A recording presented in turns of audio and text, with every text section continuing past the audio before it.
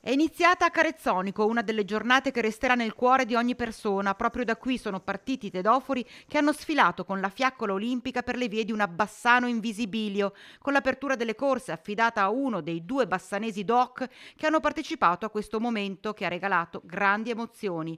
Gioia e orgoglio possono essere le 2 parole che possono definire queste ore in cui si è respirato il vero spirito dello sport. 2 ali di folla hanno supportato e seguito i portatori del fuoco che hanno raggiunto una gremita Piazza Libertà. Qui il momento topico, l'accensione del braciere.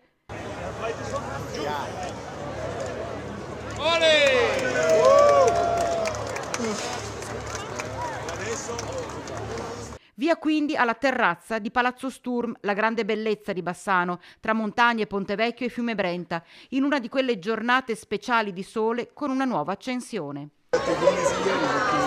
Per raggiungere il Ponte Vecchio, dove i tedofori sono stati accolti dagli alpini. Dai, ma non hai neanche aspettato la fila. E via via le fiamme sono state accese sino al Viale dei Martiri per un momento di forte emozione in uno dei luoghi simbolo della città ai piedi del Grappa. Ti ricordo un commemorazione. Sono immagini che resteranno nella storia, soprattutto l'accensione e il passaggio di fiaccola sul Ponte degli Alpini, evento che non era mai successo prima, quindi abbiamo segnato una nuova pagina di storia con una grande partecipazione da parte dei cittadini. Siamo veramente contenti per quello che è stato fatto quest'oggi, per la grande organizzazione, soprattutto perché è andato tutto liscio senza nessun tipo di problema.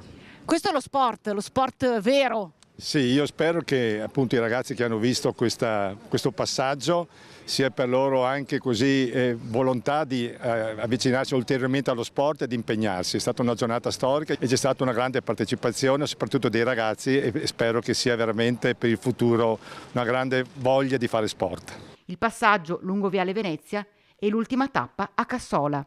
Veramente ci sono già. Una manifestazione che unisce più che dividere, io credo che non faccia male, anzi sicuramente ci serve. Un simbolo di pace.